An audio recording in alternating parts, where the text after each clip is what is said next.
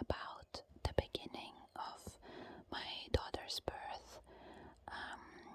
I won't be able to finish the story in one go, I don't think, because it's a lot, but obviously this video comes with a trigger warning. It's not for the faint of heart. I will not be going into unnecessarily gory detail, nor was my birth story kind of gory. It wasn't as bad as many other people's, but it's just content warning anyway, because bodily happenings is just sometimes gross and sometimes just painful and whatever. It's a birth story. What do you want? I just wanted to preface it by just really quickly recapping my health situation, because I barely talked about it, just here and there. So the way my pregnancy went, it wasn't eventful at all. It was minor things here and there, because no pregnancy is perfect, but in general I had a very physically okay-ish pregnancy. The way it worked with my particular doctor was, there was the midwife's office where a bunch of midwives work. They weren't my midwife. They wouldn't be responsible for my baby after birth, nor were they responsible for preparation courses, breathing exercises, shit like that. They were strictly here to check my blood pressure, my weight, my blood results from time to time, and also KG, where they kind of hooked me up on a machine to monitor the pregnancy occasionally. And then I would go to my doctor's office. Sometimes I have to wait an hour to be admitted. Yeah, I wish.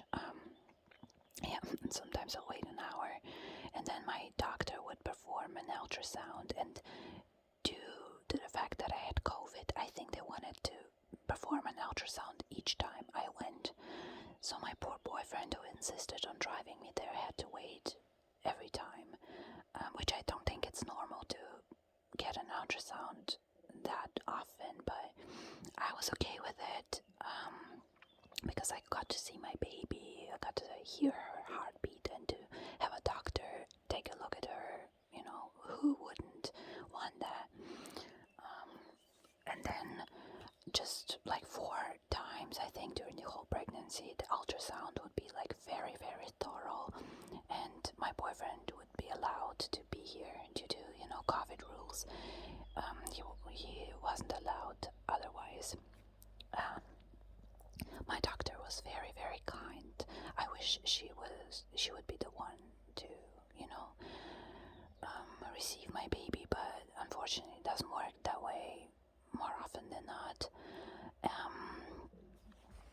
I was also supposed to find a midwife that would be there for me during the pregnancy and after the pregnancy, but there's a huge midwife shortage where I live, and it's only getting worse and worse and worse. That's the result of just politics being male dominated, and it's very infuriating. Shit that concerns men gets resolved so quickly, and if it were the men who have to deal with the pregnancy, you bet your ass it would be so uncomplicated and no red tape. Everything would be available, and there would be everything would be just completely peachy. But whatever, don't allow me to rant on about that shit. So yeah, I couldn't find one midwife, so I had to find two, one during the pregnancy and one for after. I made zero use of the one during the pregnancy. Her courses were not interesting for me personally to begin with, and they were during work hours. The fuck, I need to work. Some of us actually work, despite being pregnant, surprise. And I'm just not the person for breathing exercises and meditation and whatever. And I just watched YouTube videos. I informed myself otherwise, like, and I asked my girlfriends, and they just told me that it's nice to go to that course, but it's not necessary.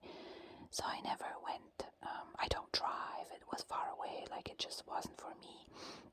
And even though I was lonely, I still could ask my girlfriends things that I wanted to know.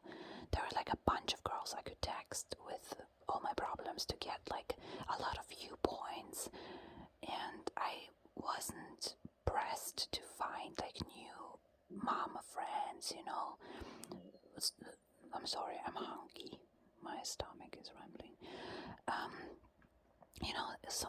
These types of courses, they're great for women who maybe want to find like a support system. And even though I wasn't hanging out with people as much, I still had people, to support me if I, reached out to them. And I did occasionally. So, yeah, I had some minor swelling in my feet, and at the end of the pregnancy, just like water retention in my whole body, but it wasn't as big of a deal. My feet hurt extremely at the end. They were swelling up, not much, but still, like there were imprints from my shoes and socks, and it's infuriating. This feeling will drive you nuts. And also like just trouble sleeping, because sometimes you'll be calcium deficient, sometimes you'll want to pee, sometimes you'll get like these draining contractions that will make you feel like shit, and in general you just couldn't breathe anymore. And it's crazy how you do not get used to not being able to breathe. It's haunting. It's there every second of every day. You do not get used to it. You can't. It's just so uncomfortable. And the third trimester is just very, very physically uncomfortable. I think it's still better than the nausea of the first, but not by much. Nausea is just shitty anyway, but there's a collection of other very annoying things that make up for it.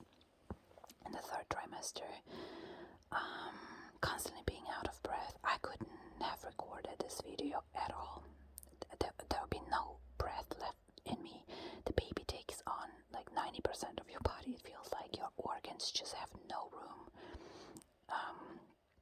And yeah, some heartburn that my boyfriend helped me deal with. And yeah, I think that's about it. In the recap, oh yeah, they drew my blood to see if I'm prone or if I'm at risk of toxoplasmosis, which is kind of a food poisoning. An adult will barely notice it, but if a pregnant person gets it, the baby is at high risk, especially early on in the pregnancy. And so my doctor wanted me to get my blood drawn every month to check for it, because I never had it. At least there was like no evidence of it ever being in my blood, and so I'm not immune to it. But my midwife later on, she was just like not having it. She didn't want me to waste my money, and she just said, "Nah, we're not gonna do it." Well, not my midwife, but a midwife from the midwife's office where I went. So, yeah, and also I had to pay for it each time. Everything else was paid for. Like, I could have also have my vitamins be paid for, but I took vitamins that were kind of a mix of everything you need as a pregnant lady, so they weren't covered. I started taking them the second we started planning for the baby, so my baby was conceived on the second go. So it wasn't like a lot of extra time I had to take those vitamins, but it all worked out very well.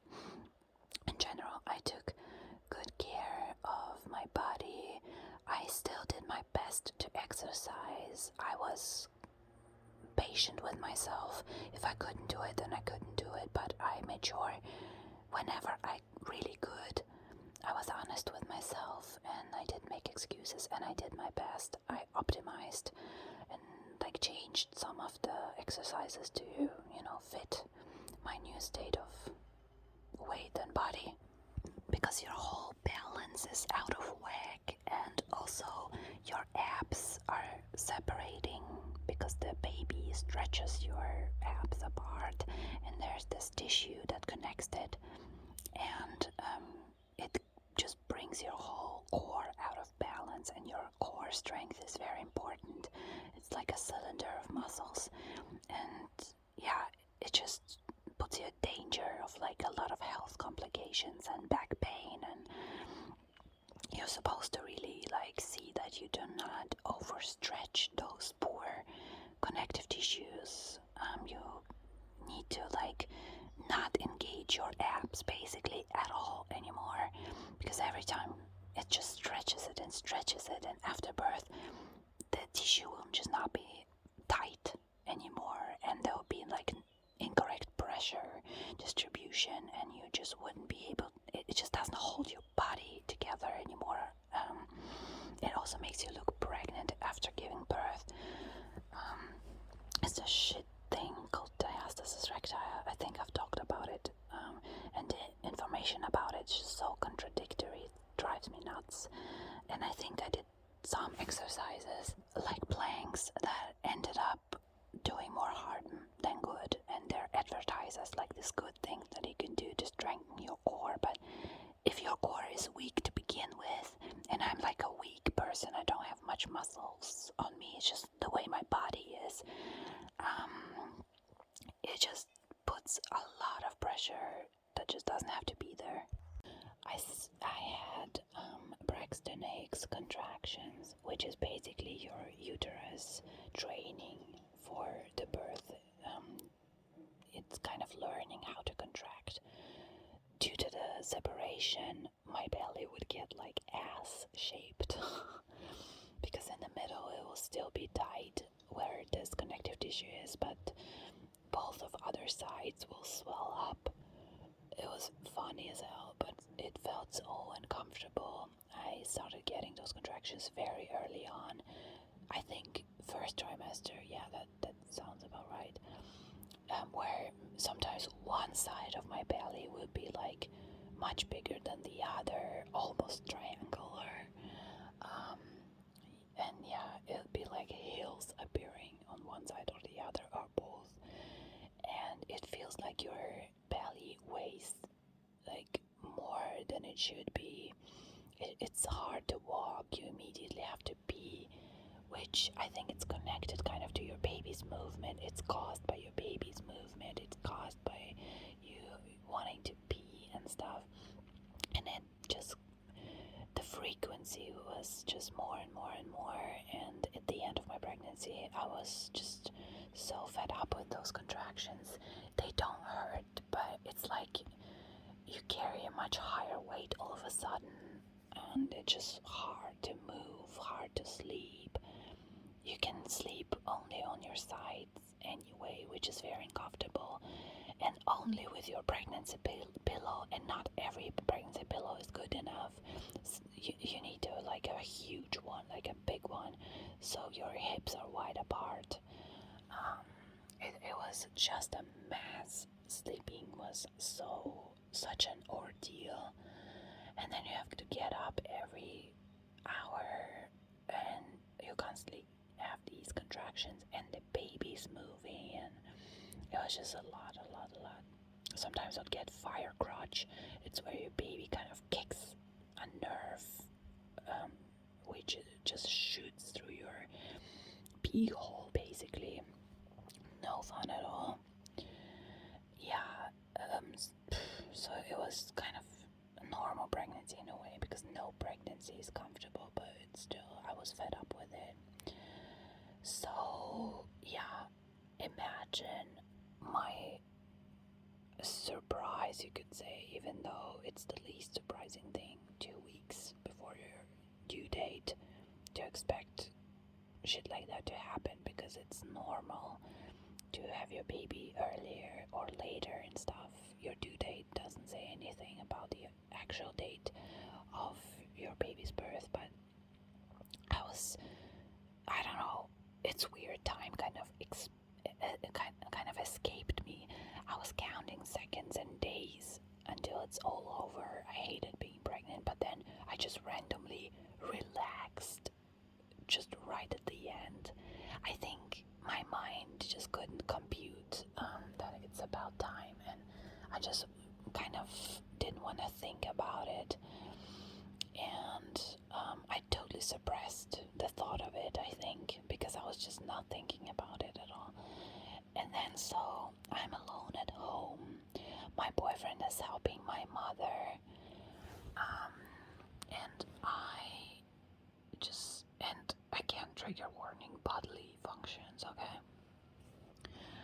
I had like just this wet feeling all of a sudden, and yeah, I noticed that there's this like see-through watery discharge or whatever, and I had no issues with it prior.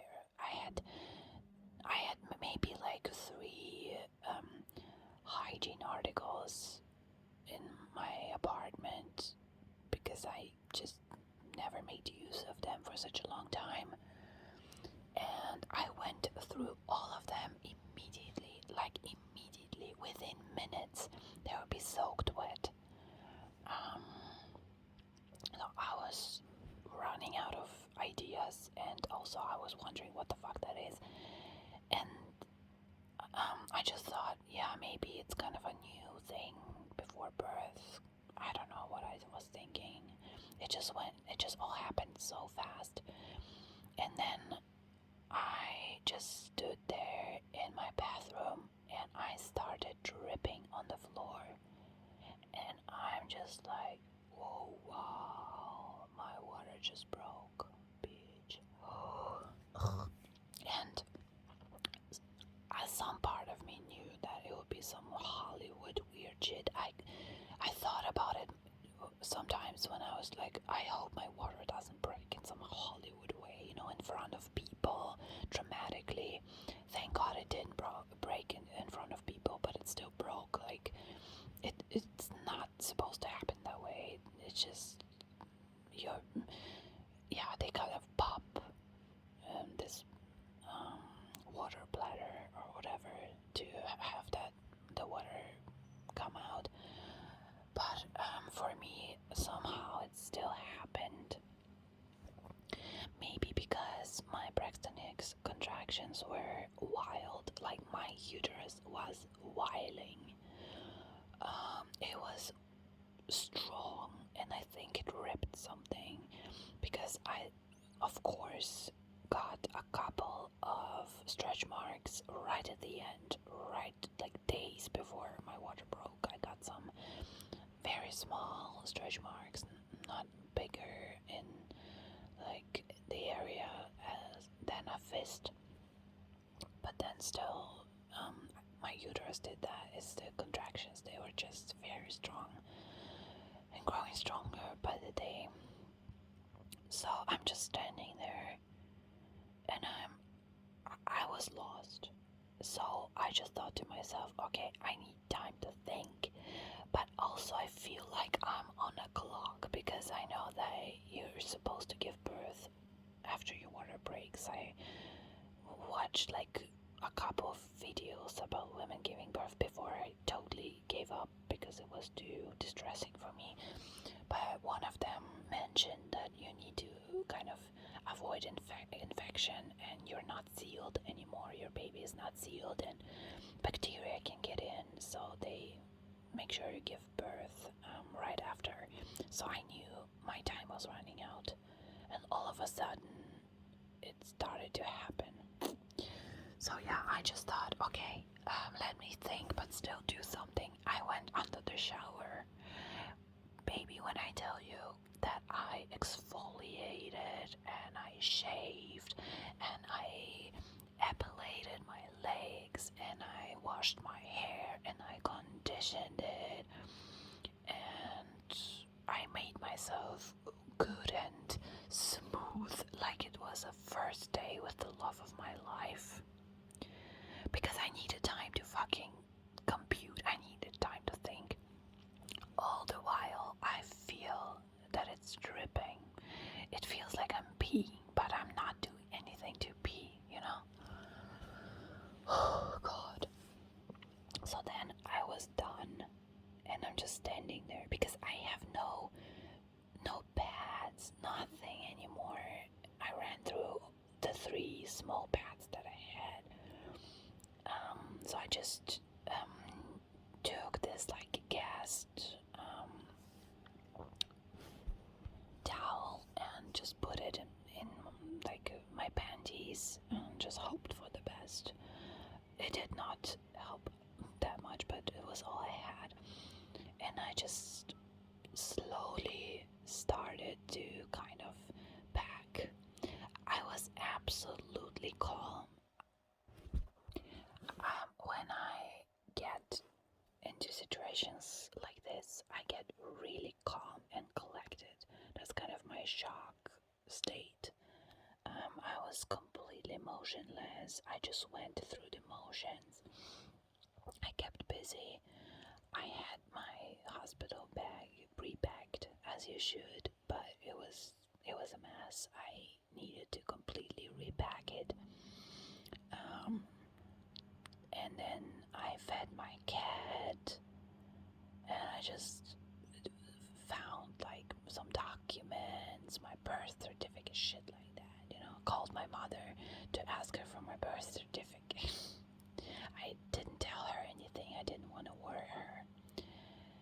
And I started calling my boyfriend only then. If I started calling my boyfriend, a normal person would have long started to like sound an alarm, but you know, it's me.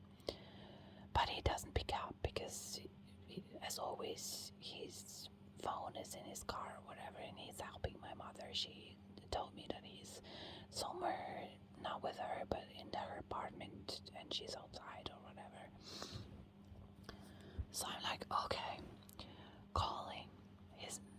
He's not picking up. Okay, I called the hospital. At first I called my gynecologist office, and they were like, go to the hospital. Why are you calling us for? I called the hospital, and they were like, oh, sure. And it was the friendliest voice ever. I was kind of planning on going on one of the 2 hospitals, and everyone was saying go to this one, like hospital A. And my sister, who gave birth at both, she has 2 children, she was like, no, please go to hospital B. But yeah, everyone convinced me to go to hospital A because it'll be far more cozy and it's just not as hospitally, whatever. So, and the voice on the phone was so friendly, like I was her best friend, just joyful, gleeful, like, oh yeah, please come, not a problem. And so I didn't know what to do, and I just called my sister. And I think she was also kind of in shock because I'm calling her and I'm telling her I think my water kind of broke, and could you buy me some huge ass pads? And she was like, okay, but I still have to call to the bank and whatever. And then she just caught herself, you know. She was like, wait, no, I'm coming, you know. She wanted me to reach my boyfriend, but when she realized that he's not responding, she just immediately ran to the shop and then drove to me. And my boyfriend not responding was also like the classic Hollywood bullshit, which, you know, it had to happen this way, obviously. It wouldn't be me if it wasn't some drama. So she was there so quick. She was like, come on, we need to go now. And I'm just like, wait, she bought me the biggest pads this side of creation. They were as big as my cat. Not that one, the real cat. They were huge. I'm like, bro, it's not it. It's summer. I'm wearing shorty shorts to the hospital. Like, this bad. this won't work. I need to cut it and put like a piece of it. She's like, come on, hurry up. So I made my makeshift bed and we ran. She drove me, she carried my bag because it was like heavy. We hurried to the hospital, and all the while I'm like, my belly is not as heavy anymore. Like, it just isn't. And she's like, yeah, it kind of looks smaller too. Oh my god, I'm soaked through. Like, when we arrive, they allow us to just walk in, even though it's like COVID restrictions. But if you think you're giving birth, you think you're giving birth. No one will test you or whatever. So this midwife that was on call, she sits us down and she's like, okay, let me check if it's really your water breaking. We have this test, it's very precise, we'll know if it's it. So she kind of tests the water, and the test that's so precise and like so trustworthy, this test says no, it's not your water breaking, it's some other fluid. And I'm like, what fluid? Like, what fluid? I would know if I was even if my core is so weak that my pelvic floor is fucked and I'm just peeing, right? Even if that happened, which is not the case because my pelvic floor is fine. I made sure of it, and like it's rare for it to be completely fucked, right? But still, no one has so much pee in their system to be peeing for 2 hours at this point, like dripping constantly. And I could use to go to pee, like I still have some left.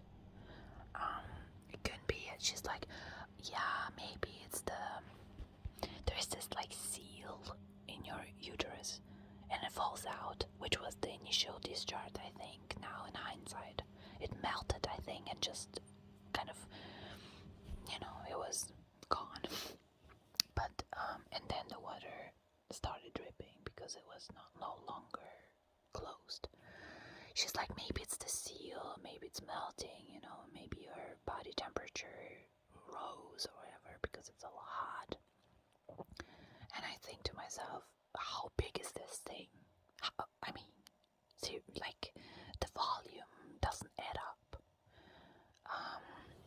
But okay, she's like, yeah, I don't think it's an issue. You can go home. At this point, I was kind of trying to make peace with the fact that the process has started and maybe I'll give birth soon.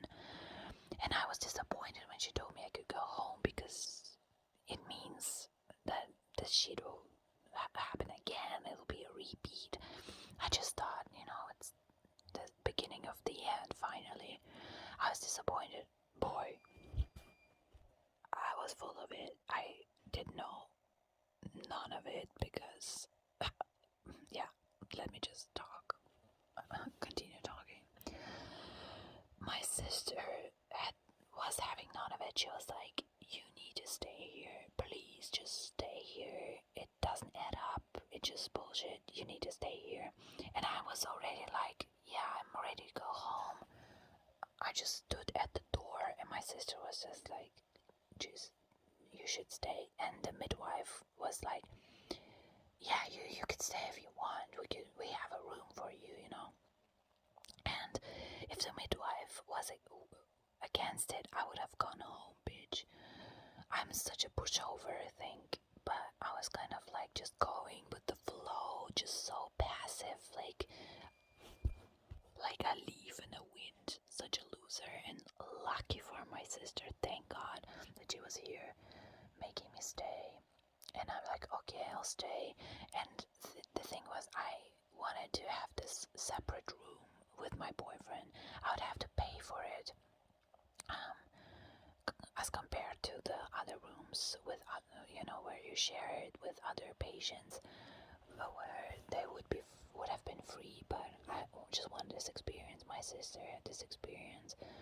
She didn't like this particular hospital. She did not like how she was treated there, but the room was very cute, and the other hospital did not have that room, which was part of my decision making. But here I am agreeing to just a regular room because I thought I'm just staying the night and leaving in the morning, just in case, right? And the midwife was like, yeah, you need to just, I think if you were to give birth soon, you kind of need to pick what room you want now. And I was just banking on it being just a false alarm, so I just took a regular room, not a separate room with my boyfriend. Yeah, big mistake, but whatever. She showed us the room, and it was a 2-bed room, and it was empty. I had no neighbor. I'm like, oh yeah, sweet. So we just hanging out. My sister is sitting there, which she had some other business to attend to, and at this point we think it's not a big deal. We kind of have our doubts, but we are fine. And oh yeah, trigger warning, guys. I started having to go to the bathroom immediately after my water broke. Like immediately after, not a second too soon. And I think, I was thinking, like, I know that shit happened. No pun intended. I know this type of stuff happens before you give birth because your body kind of wants to cleanse itself, right? I had to go maybe 10 times while I was at home. And I'm thinking, it's kind of feels like it's my nerves. But it's also normal, and I know that's a thing that happens, right? After they told me that it's not a big deal, that I'm not about to give birth, it immediately disappears, right? Yeah, just you listen. So, and then this doctor appears, and my sister was about to leave, but she just wanted to stick around for a couple more minutes, right? Because she was hungry, and they told her that if she left, she couldn't come back anymore due to corona rules. And it was always also past visitation hours. So she wanted to stick around just a little bit longer, and then she would leave. And she would also take half my bag with her, so that I would be able to just go by bus tomorrow and wouldn't have something like very heavy to carry. She almost left with half my things, y'all. So this doctor comes, and it's like this, this unfriendly type that you just ask yourself, why the fuck did you become a doctor, not a mechanic? Because you're a mechanic of the human body. You don't have any bedside manner. You're a weirdo. You're just not human, This type of doctor. He comes, and immediately he just like, okay, so I'm not gonna check you today. I'll check you tomorrow at like 10 in the morning, whatever. And thank God I did. I stood up to kind of say just, we were saying bye, and he was leaving, and I just stood up out of just sheer politeness, right? And I feel like the water just running out of me. And I'm like, Doc, this fucking water's still running. It's still water. Like, what the fuck? Just polite, but thank God I said it, because he just made a face, and he was like, oh, okay, was so glad, we went. We had to wait for him to kind of make his arrangements and whatever. And while we stand there, I'm like, it's so much easier to stand and walk. And my sister's like, your belly is smaller. It's fact. Oh, and also this like weird ass midwife that made a test. She also drew my blood when she was admitting me officially to the hospital. She was all of a sudden like looking for one of the blood samples. She's like, haha, oh, I lost it. I think I threw it in the trash. Bitch, without any type of glove, she just reached into the trash can where she drew the needles and shit, and fished my blood sample out of it. And that's not the end of her professionalism. Whatever.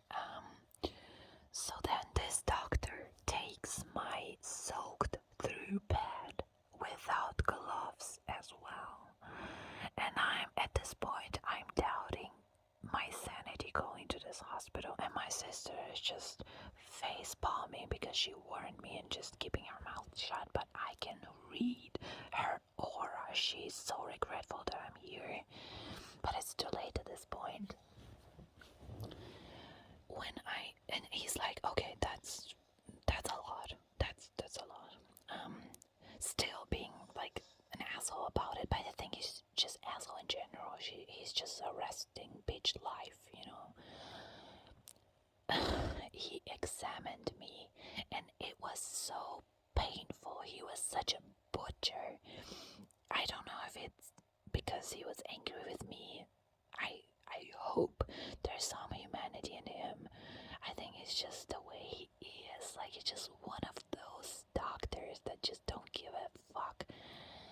A mechanic, like, that's all I have to say. And it was so painful. And I don't think he did anything that hasn't been done to me before. But he just, like, my doctor, my gynecologist, she's so tender. And she's just such a sweet lady.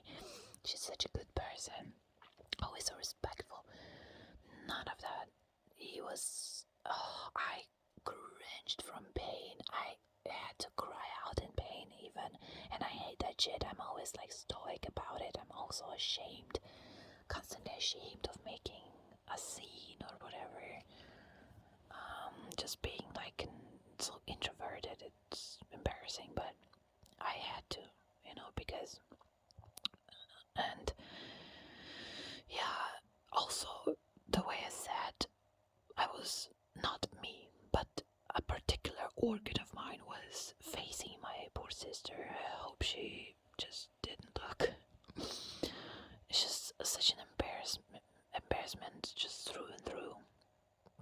And he's like, yeah, okay, so, yeah, your shit is ripped.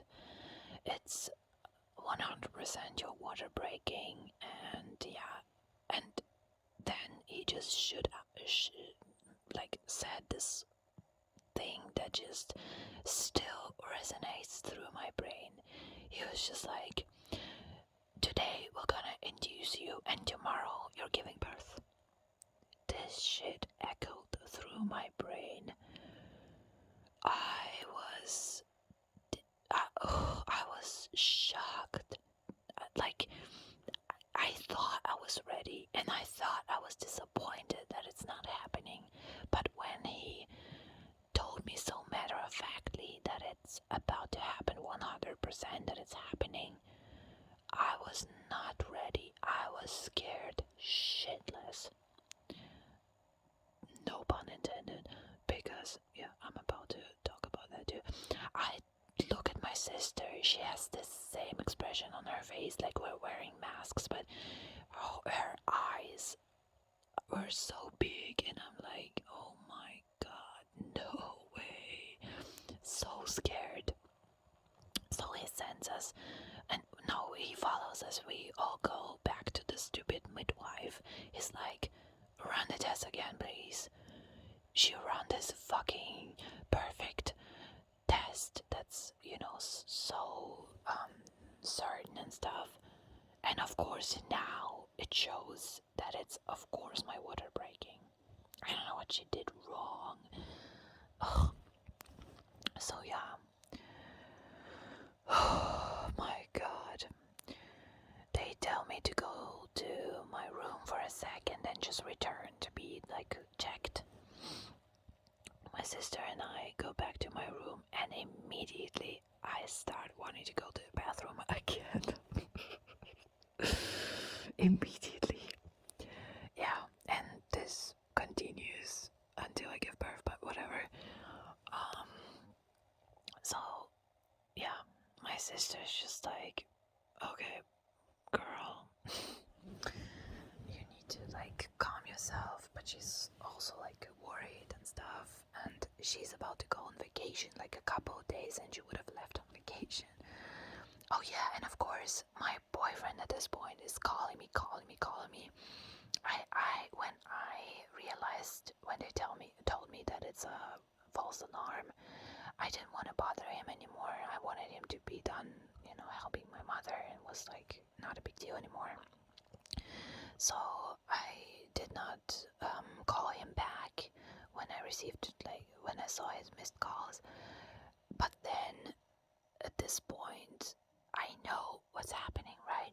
But it's still with my mother, so I don't want him to tell my mother. Like, I want him to finish helping my mother, because now the baby will be here and there will be no time for him to help her much. I just want him to be done with this, for my mother to be situated, and I don't want nobody worrying about me and stuff. So I'm not telling him anything. So now he's home, he's texting me, calling me, and my sister picks up and she's like telling him what's happening and stuff. Obviously he's like losing his shit in the way that he loses his shit in a very calm manner, but obviously it's like now it becomes real for his dumbass, right? And yeah, when he arrived, they did not let him in because it wasn't visiting hours and I was not giving birth. They were like, if she starts giving birth, we'll call you, but you cannot come in now, which was so sucky.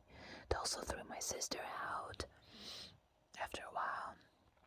So then I was alone and he called me and I was crying on the phone out of sheer fear.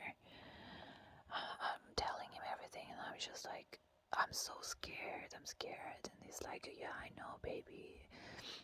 Stay strong. I'll be here first thing in the morning. They told me I can I can visit you at 9 in the morning, so I'll be here in 9 hours, to the D, to the minute, and stuff like that. So yeah, I'm like, okay, I need to go. I have my appointment now with the midwife. So, the midwife's office where she was, it's also the rooms where you give birth. It's like separate rooms. It's a separate hall.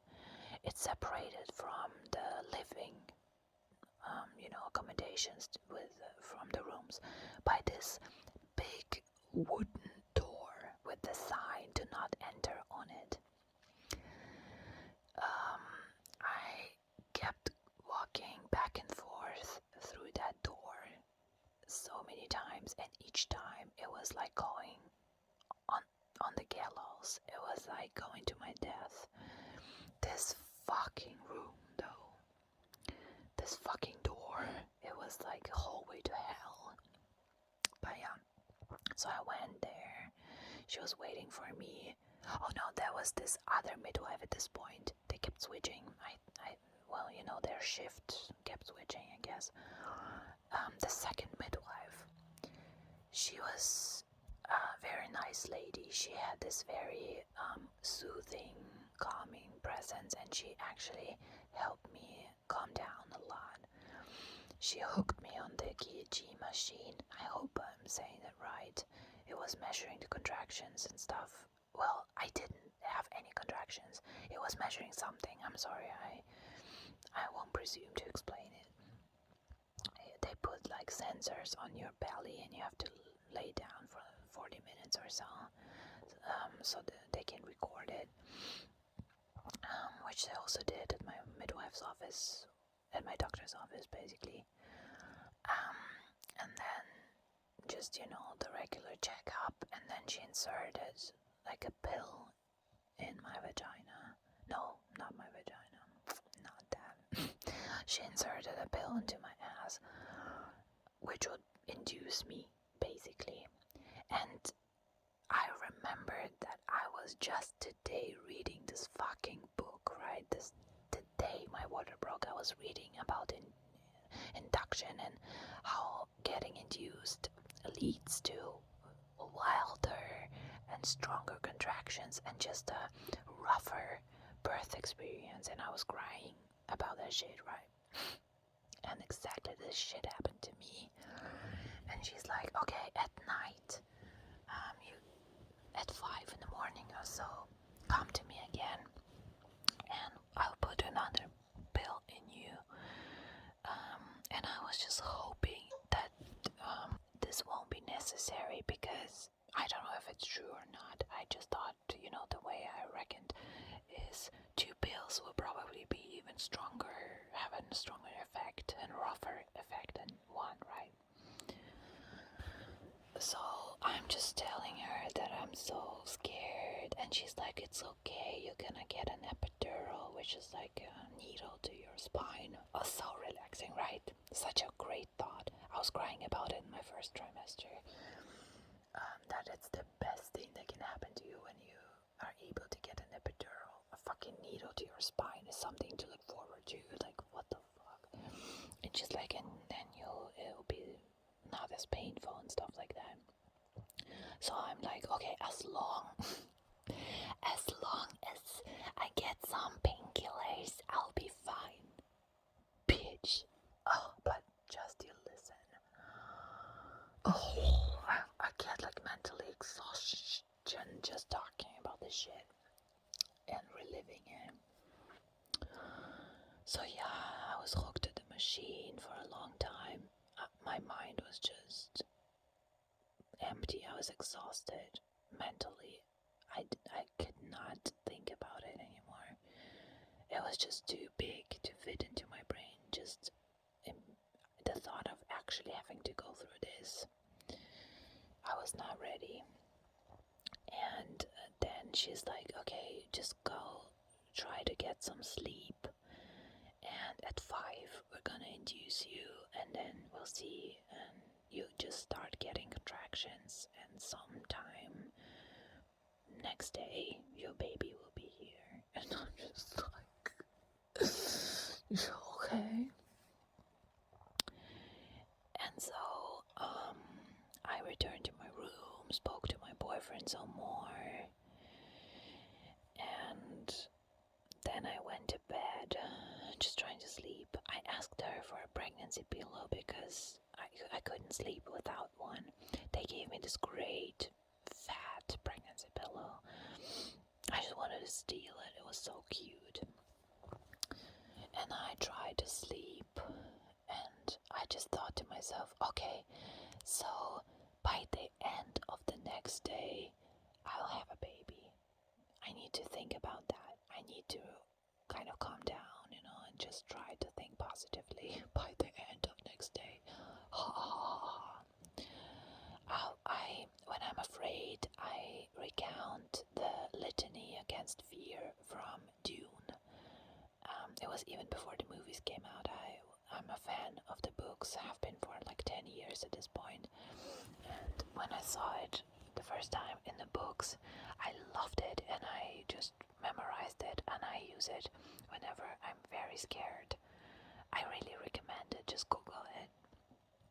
It's this thing they say in the movies as well. So I was just saying it in my brain, and yeah, I was scared. I was scared, and there was just nothing I could do but just try and fall asleep. This midwife, the second midwife, the lady just calmed me, soothed me enough so that I just could fall asleep. But during the night, I remember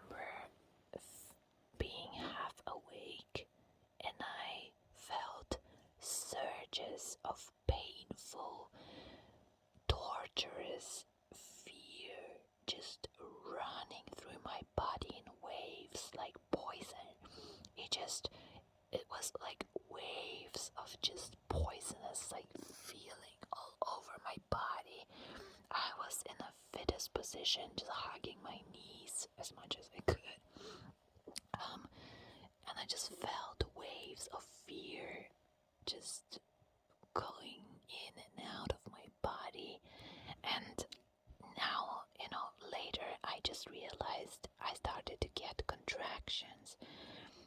I started to get like my first painful contractions, and the pain was still not as horrible, so my body just registered it as anxiety and fear, right?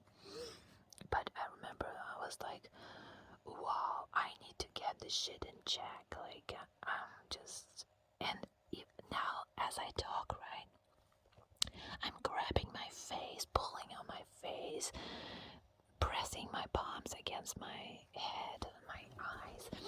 And this is something that I started doing later while giving birth, but whatever. It's funny how your body just remembers, right? And yeah, so at 5 in the morning she wanted me to come. Okay, so 5:00 I wake up from a painful hit, like a surge of pain. Boom! I wake up and it's like pulling pain, like something is pulling you apart inside your uterus, right? But it's quick and it's not a big deal per se. I wake up, I go to the toilet, and there's blood. So I wash my face, brush my teeth. I think, maybe, hopefully, knowing myself, I did it. And I just go over to the hellish door, walk inside, and walk to the midwife's office. And she's like, "Oh, not a minute too late." And I'm like, "Yeah, I was woken up by a contraction." And it was like, yeah, it was my first contraction. She's like, "Yeah, you're not really separated, but all dilated, but yeah, it's your first contraction or whatever, the first I noticed." And I'm like, "Do you think you still have to give me this other pill to induce me, or maybe one is enough?" She's like, "Okay, we'll see, maybe you don't need the second one." And she's like, "You can go to your room and just chill for a little bit, and then, have breakfast and come back." Breakfast was like at 6:30. I return to my room and I get another surge of pain. I got another surge of pain at the office. It was like 5-minute distance between them. And I lay down on my bed, and I remember telling to the midwife, "Oh, it's barely more painful than the contractions, the Braxton Hicks contractions that I kept having during my pregnancy, so I'll be fine." So I return to my room and I lay down and I think to myself, my baby has perfect timing. She knew that I didn't want the second pill and she just started the process, and I loved her for it and I thanked her for it. And even now to this day, she's 10 months old. She has perfect timing and she just knows. She just does things at exactly the right time sometimes. It's crazy. But I'll make a cut of the story now because it's exhausting and my boyfriend's about to come home. It's kind of like our half anniversary, and yeah, the rest is a doozy as well, so I'll save it for the second part, I guess. Thank you for listening. I hope it wasn't too much, too stressful, too gross or whatever. And we'll talk in my next video. Bye, guys.